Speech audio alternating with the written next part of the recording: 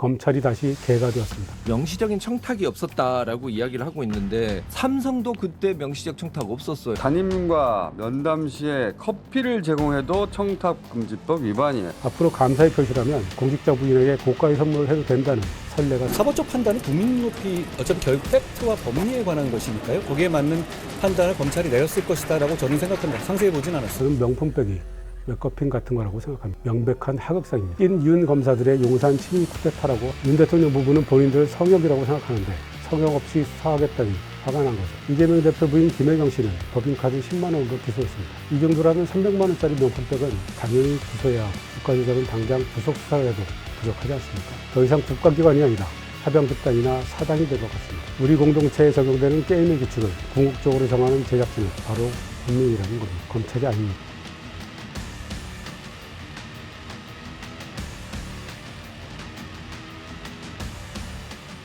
안녕하세요. 논설의 이재성입니다. 검찰이 다시 개가 되었습니다. 문재인 정부 시절 그 살아있는 권력 또한 검찰의 엄정한 수사는 꼭 필요하다고 저는 주인 없는 늑대가 되어 살아있는 권력의 살점을 물어뜯던 검찰이 이제 다시 물라면 물고 핥으라면 핥는 개가 되었습니다. 다시 개가 된 검찰이 모시는 주인은 오직 한 사람, 검찰 선배 윤석열 대통령입니다. 박근혜 정부 시절 윤석열 검사는 혹시 사람에 충성하는 건 아니에요? 저는 사람에 충성하지 않기 때문에 제가 오늘도 이런 말씀을 드립니다. 사람에 충성하지 않는다는 말 한마디로 스타 검사가 됐는데 대통령이 된 뒤에는 검찰 조직 전체를 윤석열이라는 사람에만 충성하는 조직으로 만들어버렸습니다. 검찰이 윤석열 정권 친위대 또는 사병 집단으로 전락했다고 말할 수 있을 정도입니다.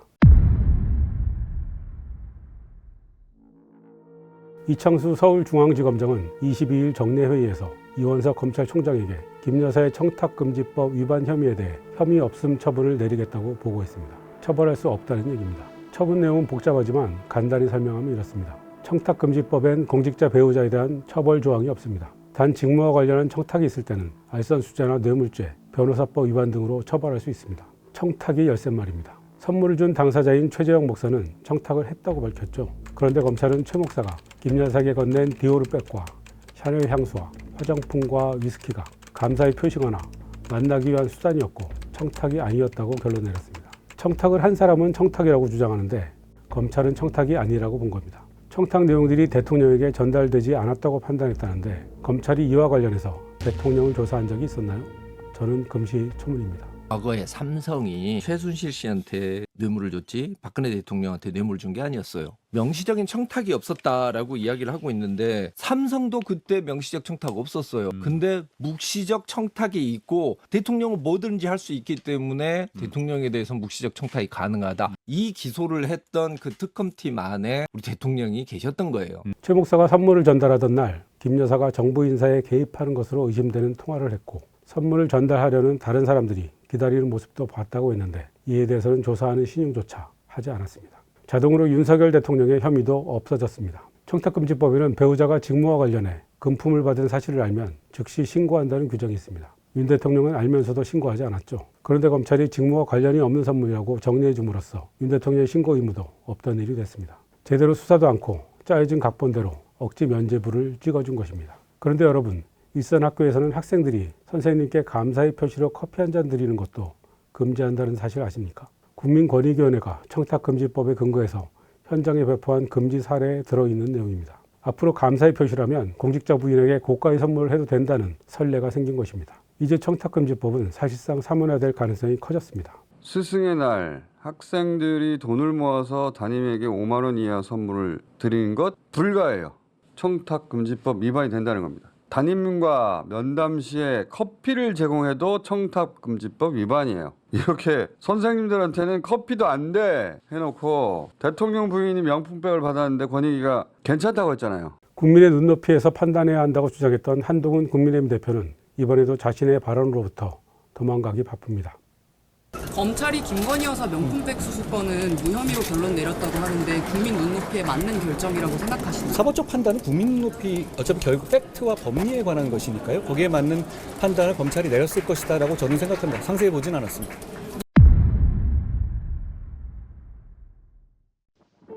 검찰의 무혐의 결정은 국민권익위원회의 종결처분과 같은 논리입니다. 권익위 김 국장은 윗선의 종결처분 결정이 부당하다고 생각해 반대했으나 굴복할 수밖에 없었고 자괴감을 이기지 못해 스스로 삶을 마감했습니다. 검찰이 권익위와 다른 점은 수사권이 있다는 것입니다. 하지만 검찰은 수사의 기본이라고 할 수 있는 피의자 휴대전화를 압수수색하기는커녕 오히려 수사검사들이 휴대전화를 압수당했습니다. 사실 핸드폰은 무선 조작으로 폭발이 가능하게 조작할 수도 있어요. 검사들이 휴대전화를 제출하고 대통령 경호처에서 출장 조사를 했을 때부터 검찰이 무혐의 결정을 내릴 거라고 다들 예상했습니다. 아니 그 전에 지난 5월 인사에서 찐 윤 검사들로 검찰을 재편했을 때부터 이런 식으로 수사가 진행되리라 예상할 수 있었습니다. 모양 갖춰서 대충 조사하고 얼른 무혐의 처분하라고 윤 대통령이 내려보낸 검사들이 입맛대로 일을 제대로 한 것입니다. 여러분 맥커피라는 영화 용어 아시죠? 코엔 형제의 영화 노인을 위한 나라는 없다에서 주인공들이 서로 차지하기 위해 싸우는 돈가방 같은 건데요. 시종일관 영화를 지배하지만 실은 별게 아닌 일종의 눈속임 장치입니다. 등장인물들의 갈등과 투쟁을 이끌어가려고 만들어낸 소품이나 사건을 말하는데요. 서스펜스 영화의 대가인 알프레드 히치콕이 처음 만들어낸 기법입니다. 저는 명품백이 맥커핀 같은 거라고 생각합니다. 사람들이 명품백이라는 맥커핀에 정신이 팔려서 도이치모터스 주가 조작 사건이나 한남동 대통령실 관저공사 수주 의혹 같은 더 중요한 일에서 관심을 돌리는 역할을 하기 때문입니다. 특히 도이치모터스 주가 조작 사건은 공범들이 구속 기소돼서 1심 판결까지 끝났는데 검찰이 2년이 지나도록 김 여사를 직접 조사도 못하고 기소도 못하고 있습니다. 그런데 증거가 있으니 무혐의 처분도 할 수 없는 상태죠. 이미 결론은 나와 있습니다. 명품백과 주가 조작뿐만 아니라 한남동 관저공사와 이종우 녹취록, 양평고속도로와 공무지구 개발 특혜 의혹 사건까지 모두 모아서 특검 수사를 해야 합니다. 이원서 총장은 검찰에서 사실상 식물인간 상태입니다. 지난달 경호처 출장 조사 때 총장 사전복을 누락한 총장 패싱 사태 기억하실 겁니다. 이 총장이 화를 내면서 대검 감찰부에 감찰도 아니고 겨우 진상 파악을 지시했는데 그조차 아직 시작도 하지 않았다고 합니다. 이 총장의 진상 파악 지시에 이창수 지검장이 나만 조사하라고 반기를 들고 명품백 수사팀 소속 김경목 부부장 검사가 사표를 내는 등 반발했습니다. 김경목이라는 검사는 사건을 열심히 수사한 것밖에 없는데 감찰 대상으로 분류한 것에 화가 나고 회의감이 든다고 주장했다고 합니다. 어차피 다음 달 15일이면 임기가 끝나는 총장인데다 대통령실이 총장이 정치하려고 그러는지 이해가 안 간다는 식으로 험담을 하니 검사들이 이 총장을 투명인간 취급하고 대통령실의 신임을 받는 이창수 지검장에게 줄을 선 형국입니다. 명백한 하극상입니다. 찐 윤 검사들의 용산 친위 쿠데타라고 할 만합니다. 이 모든 사태의 중심에 윤석열 대통령 부부가 있습니다. 송경호 전 서울중앙지검장이 지난 인사에서 부산고검장으로 날아간 이유도 김건희 여사 소환을 주장했기 때문입니다. 이 총장이 윤 대통령 눈밖에 난 이유도 성역 없는 수사 등등 눈치 없는 소리를 했기 때문입니다. 윤 대통령 부부는 본인들을 성역이라고 생각하는데 성역 없이 수사하겠다니 화가 난 거죠. 이 얼마나 유율배반적입니까? 윤 대통령은 자신을 검찰총장으로 임명했던 문재인 대통령 상대로 공개적인 전쟁을 벌였던 사람 아닙니까? 검찰 수사 앞에 성역 같은 건 있어서도 안 되고 있을 수도 없다는 게 검사들의 공정과 상식 아니었나요? 그런데 지금 검찰의 비굴한 행태에 대해 검찰 내부 게시판에 글 한 줄 올라오지 않습니다. 민주당이 검사 탄핵을 추진하자 이원서 총장부터 말단 검사, 퇴직 검사들까지 집단으로 의견을 표출하던 투지는 찾아볼 수 없습니다. 지금 검찰은 용산이라는 하나의 태양 아래 일렬로 도열한 해바라기 밭이나 마찬가지입니다.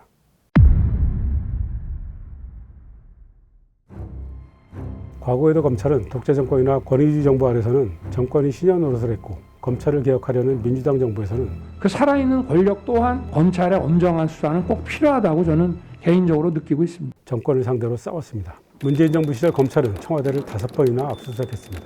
그렇게 정권을 상대로 사실상 전쟁을 벌였고 그 갈등 과정을 공정과 상식이라는 이름으로 포장해 정권까지 장악했습니다. 그런데 정권을 잡고 나서는 공정과 상식이라는 액세서리가 귀찮은 듯 저 멀리 던져버렸습니다. 집권 3년차 이르기까지 전 정권과 야당 대표를 이렇게 끈질기게 수사하는 경우를 저는 처음 봅니다. 검찰은 최근에도 문재인 전 대통령 전 사위의 취업 의혹과 관련해 문 전 대통령 부부의 계좌를 추적하는 등 전방위로 수사하고 있는데요. 이스타항공 창업주인 이상직 전 민주당 의원을 중소벤처기업진흥공단 이사장으로 임명한 데 따른 대가로 사위가 이스타항공의 자회사인 타이이스타젯에 취업한 게 아니냐고 의심한다는 겁니다. 이와 관련해 임종석 당시 청와대 비서실장과 민정수석이었던 조국혁신당 대표의 소환을 통보했습니다. 이재명 민주당 대표는 7개 사건의 11개 혐의로 총 4개의 재판을 받고 있습니다. 지난해 9월까지 압수수색만 376회 했다고 합니다.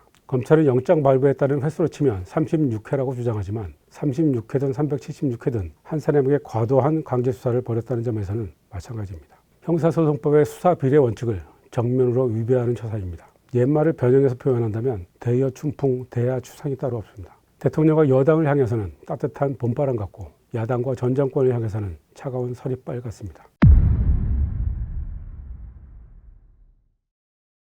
법은 수많은 법조문으로 이루어져 있지만 복잡다단한 인간사를 모두 다 규율할 수는 없습니다. 그래서 법을 해석하고 집행하는 법률가들의 양심이 중요합니다. 법 집행을 통해 최종적으로 구현되는 것이 정의라면 그 과정에서 가장 중요한 절차적 가치는 형평성입니다. 요즘 말로 하면 공정인데요. 어느 한쪽에 치우치지 않아야 사회적 설득력과 공감대를 획득할 수 있습니다. 지금 검찰의 모습은 어떻습니까? 과연 공정한가요? 이재명 민주당 집회가 성남시장이었을 때 관내 기업들이 성남시 소속 축구단인 성남FC에 후원을 했는데 검찰은 제3자 뇌물 혐의로 이재명 대표를 기소했습니다. 관내 기업들이 관내 축구단에 후원을 했는데 그게 당시 시장이었던 이재명 대표에게 뇌물을 준 거나 마찬가지라는 논리입니다. 이 대표가 직접 받은 건 한 푼도 없는데 말입니다. 이재명 대표 부인 김혜경 씨는 법인카드 10만 원으로 기소했습니다. 이 정도라면 300만 원짜리 명품백은 당연히 기소해야 하고 주가 조작은 당장 구속 수사를 해도 부족하지 않습니까?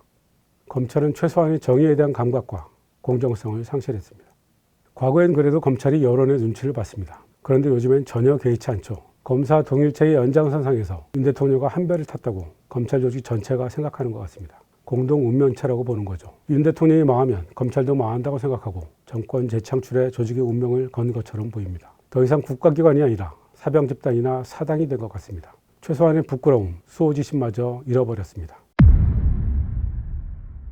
최근 넷플릭스에 올라온 더 인플루언서라는 리얼리티 프로그램 보셨나요? 유튜브와 인스타그램 등 각종 소셜미디어에서 활동하는 인플루언서 77명 중에서 최고의 1인을 뽑는 서바이벌 프로그램입니다. 제1화에서 참가자들은 서로에게 좋아요와 싫어요를 각각 15개씩 쓸 수 있는데요. 어떤 사람이 살아남을지는 알려주지 않습니다. 게임 초기의 참가자들은 좋아요만을 받으려 노력합니다. 싫어요를 받으면 감점될 수 있다고 생각한 거죠. 하지만 게임의 매기 역할을 하는 유튜버 진영진 씨가 제작진의 기획 의도를 간파합니다. 좋아요든 싫어요든 무조건 많이 받는 사람이 승자라는 거죠. 인플루언서에게 중요한 건 좋아요만이 아니라 사람들의 관심 그 자체이고, 그렇다면 요즘 말로 어그로를 끌어서라도 많은 수의 좋아요와 싫어요를 받는 사람이 살아남게 된다는 겁니다. 설명이 좀 길었는데요. 더 인플루언서 초반에 참가자들이 최종 규칙을 몰라 우왕좌왕하듯이 지금 우리 사회는 혼돈 속에서 헤매고 있습니다. 하지만 분명한 게 하나 있습니다.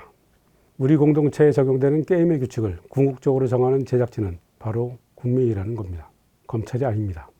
누구를 수사할지 안 할지, 기소할지 안 할지, 어떤 법률을 적용할지, 어떻게 형평성을 기할지 등 너무 많은 재량권이 검찰에 몰려 있습니다. 이 권한을 나눠야 합니다. 절대 권력은 절대 부패하기 때문입니다. 검찰개혁에 번번이 실패하면서도 결코 포기할 수 없는 이유가 바로 여기 있습니다. 지금까지 논설이었습니다.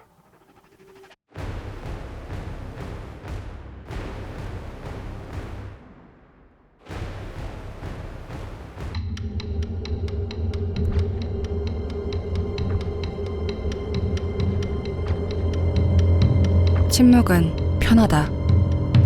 하지만 질문 있습니다.